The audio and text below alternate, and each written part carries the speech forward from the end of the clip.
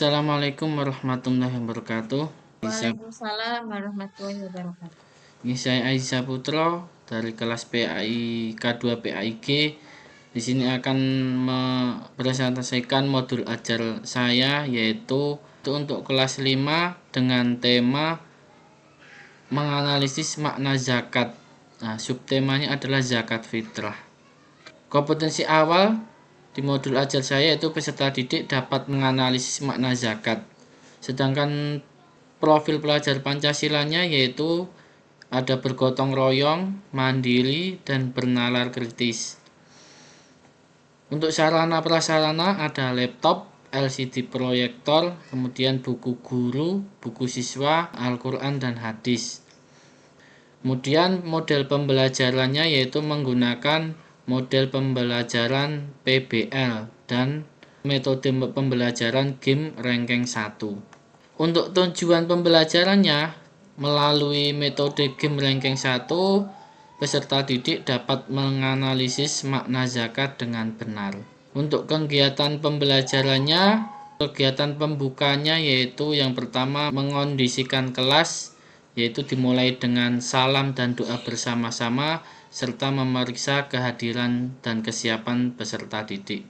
Kemudian memotivasi peserta didik, melakukan apersepsi, dan memberikan pentingnya kompetensi yang akan dicapai kepada peserta didik. Kegiatan inti ada sintak PBL-nya. Yang pertama melakukan orientasi dengan cara peserta didik mengamati penjelasan melalui slide PowerPoint materi zakat. Kemudian peserta didik diberi sebuah permasalahan oleh guru. Sintak yang kedua mengorganisasi peserta didik yaitu dengan membagi kelompok diskusi menjadi beberapa kelompok. Sintak yang ketiga membimbing penyelidikan, yaitu peserta didik melakukan penyelidikan tentang permasalahan yang diberikan oleh guru serta mendiskusikan permasalahan tersebut dengan anggota kelompoknya. Sintak PBL yang keempat yaitu mengembangkan dan menyajikan karya. Setelah melakukan diskusi dengan kelompoknya, peserta didik mempresentasikan hasil diskusinya di depan kelas. Sintak yang kelima yaitu menganalisis dan evaluasi. Peserta didik memberikan apresiasi antar kelompok yang dipandu oleh guru, kemudian dilanjutkan dengan melakukan game ranking 1 yang dipandu oleh guru. Untuk kegiatan penutup yaitu melakukan kesimpulan, penyimpulan, guru bersama peserta didik menyimpulkan hasil diskusi, kemudian memberikan tes formatif, kemudian mengagendakan materi yang akan dipelajari pada pertemuan berikutnya, dan kegiatan penutup yang terakhir yaitu menutup pembelajaran dengan doa dan salam bersama-sama. Kemudian untuk asesmennya menggunakan tes formatif, kegiatan refleksi guru yaitu apakah pembelajarannya sudah melibatkan peserta didik secara aktif, apakah model pembelajaran yang digunakan sudah sesuai. Kemudian untuk kegiatan remedial dan pengayaan bagi siswa yang belum mencapai KKM dilakukan kegiatan remedial. Kemudian bagi yang sudah mencapai KKM dilakukan pengayaan. Kemudian untuk lampirannya adalah materi, media pembelajaran, LKPD, dan materi pengayaan. Berikut pemaparan modul ajar yang dapat saya sampaikan. Terima kasih. Ya, baik.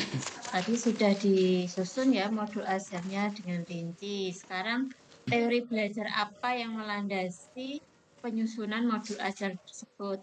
Teori pembelajaran yang melandasi modul ajar yang saya buat itu yang pertama yaitu teori belajar behavioristik, di mana adanya perubahan tingkah laku karena ada stimulus dan respon, yaitu melalui kegiatan motivasi kepada peserta didik.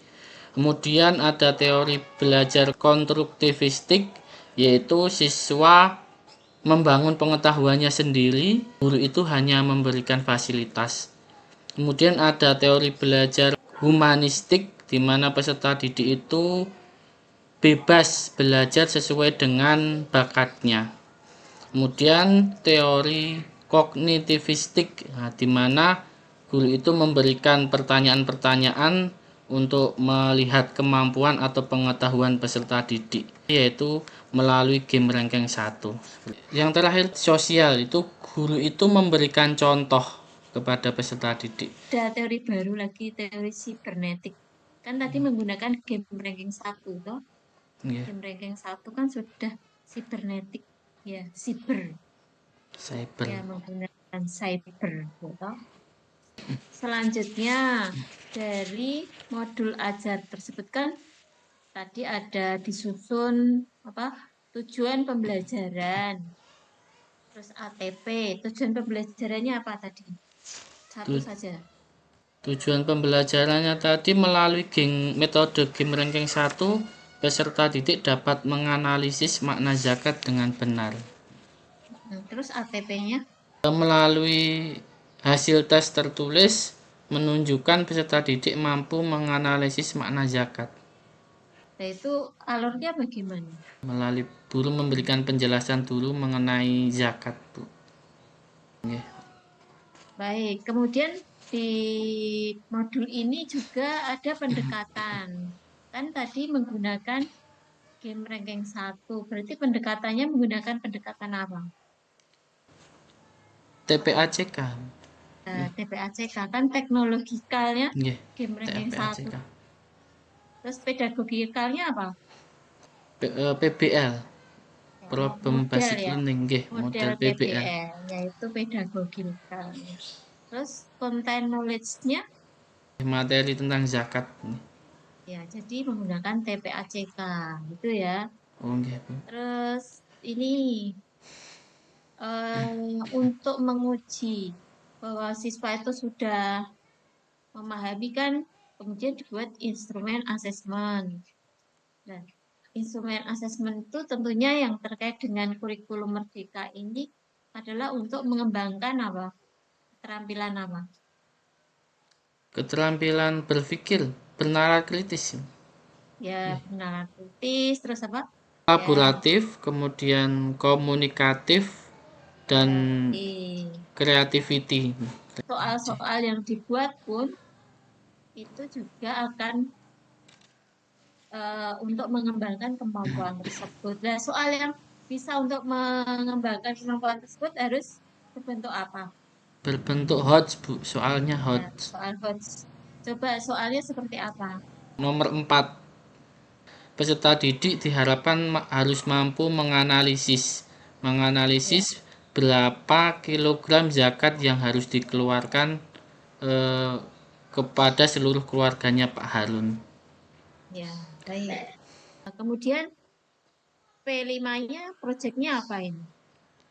Poster untuk melakukan membayar zakat. Untuk judul PTK saya ini, Bu, penggunaan model PBL untuk meningkatkan hasil belajar peserta didik kelas 5 materi zakat di SD Negeri 1 Wonoharjo. Tadi penggunaan model PBL dan tadi apa metode game? Game ranking 1. Ya, boleh disebutkan itu model PBL dan game ranking 1. Game ranking 1. Oke. Terus rencananya berapa siklus? 4 siklus, Bu. Kenapa kok 4 siklus? Ya, siklusnya tidak boleh ditentukan 4 siklus ya. Siklusnya nanti direncanakan berkelanjutan sampai tercapai kriteria ketercapaian minimal KKTP-nya. Jadi tidak boleh ditentukan 4 siklus. Kalau 3 siklus sudah tercapai, ya sudah berhenti. Ya. Baik, sekarang baca tulis Al-Quran. Coba baca surat Hud 61. A'udzu billahi minasy syaithanir rajim. Bismillahirrahmanirrahim. Wa ila samud akhahum sholiha qala ya qaumi i'budullaha ma lakum min ilahin ghairuh wa ansha'akum minal ardi wasta'marakum fiha fastaghfiruhu thumma tubu ilaihi inna rabbi qaribum mujib. Sadaqallahul azim. Ya, baik. Soliha. Kok enggak solihan? Kenapa? Karena fathah tanwin dibaca wakof itu Bu. Jadi karena ada hukum bacaan mat iwab. Angsa. Kenapa berengengem atau berdengung? Karena ada bacaan ikhfa nun sukun bertemu dengan huruf shin. Tubuh. Tadi dibaca panjangnya berapa harokat? Summa tubuh ilaih itu dibaca 2,5 alif atau 5 harokat. Hukum bacaan mad jaiz munfasil. Kalau ilaih itu bacaan apa? Kalau ilaih itu bacaan mat lain ya Bu. Ya, mat Mat lain lain atau nggih.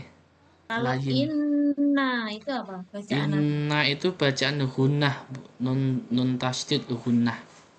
Ya, baik. Sekarang menulis surat Al-Baqarah ayat 2. Ayat 1 dan 2. Kelihatan ya? Ya. Kita belaroi kelihatan ya, Bu. Ya, sudah cukup.